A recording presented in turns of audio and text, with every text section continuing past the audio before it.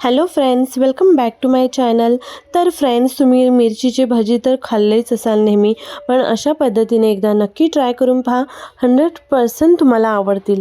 जे न खाणारे असतील ते सुद्धा खातील. आणि एक ट्रिक सांगणार आहे, ज्याच्यामुळे तुम्हाला मिरचीची भजी आहेत ते तिखट नाही लागणार. तर फ्रेंड्स, इथे मी मसाला जो आहे तो तयार करते.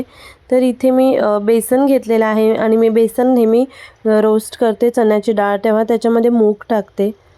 त्याच्यामुळे थोडंसं काळसर असं तुम्हाला दिसलं असेल.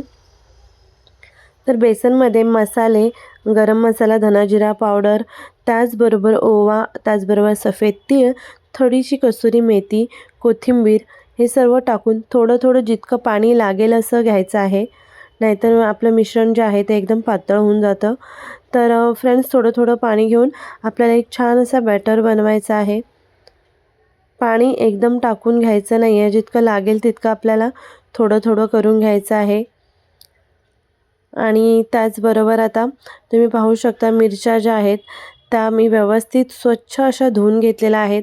आणि तिखट नाही लागणार, कारण आपण इथे मिरचीच्या आतमधल्या ज्या बिया आहेत त्या सर्व काढून टाकणार आहोत. ही ट्रिक आहे. मिरची जर आपण बिया मिरचीमधून काढल्या तर मिरची अजिबात आपल्याला तिखट लागत नाही. तर हे नेहमी लक्षात ठेवा, जेव्हा कोणत्याही भजी करता तर त्याच्यामधल्या मिरच्या आपल्याला काढून घ्यायच्या आहेत. तर मी इथे अशा पद्धतीने पूर्ण क्लीन करून घेतलेल्या आहेत मिरच्या. आणि मी आता बॅटर आहे त्याच्यामध्ये डिप करून मी फ्राय करून घेणार आहे. थोडंसं आपल्याला थिक बनवायचं आहे बॅटर, तुम्ही पाहू शकता. आणि इथे मी फ्राय करून घेणार आहे. तुम्ही पाहू शकता अशा पद्धतीने फ्राय करून घेतलेले आहेत. तर आता यामध्ये आपल्याला आता चाटचं जे मसाला आहे, चाट आहे, ती तयार करायची आहे. तर त्यासाठी मी इथे 2 बारीक कांदे जे आहेत ते चिरून घेतलेले आहेत. जितके बारीक चिरता येतील तितके करून घ्यायचे आहेत. त्याचबरोबर एक मोठा साईजचा टोमॅटो आहे, तो सुद्धा मी बारीक चिरून घेतलेला आहे. तुम्ही बारीक मिरचीसुद्धा, हिरवी मिरची बारीक करून टाकू शकता. मी इथे कोथिंबीर घेतलेली आहे. त्याचबरोबर इथे मी लिंबाचा रस घेतलेला आहे आणि मीठ घ्यायचं आहे.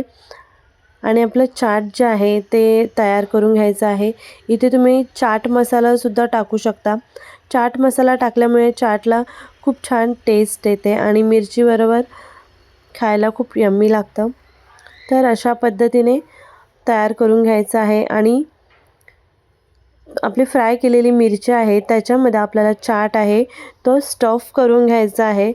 तुम्ही पाहू शकता इतका यम्मी आणि टेस्टी लागते मिरचीची भजी जी आहे. तर तुम्ही जेव्हा मिरचीमध्ये खाल तेव्हाच स्टफ करा, नाहीतर पाणी होऊन जाईल, कारण आपल्या चाटमध्ये मीठ असल्यामुळे पाणी होण्याची शक्यता असते. त्याच्यामुळे जेव्हा तुम्ही मिरची खायची असेल तेव्हाच स्टफ करा. तर फ्रेंड्स, छान असे भजी जे आहेत ते रेडी आहेत. तुम्हाला जर माझी रेसिपी आवडली असेल तर प्लीज लाईक करा, कमेंट करा, शेअर करा.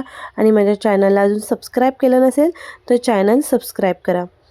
तर याच रिलेटेड माझी दुसरी रेसिपी आहे, त्याची मी डिस्क्रिप्शन बॉक्समध्ये लिंक दिलेली आहे, तीसुद्धा नक्की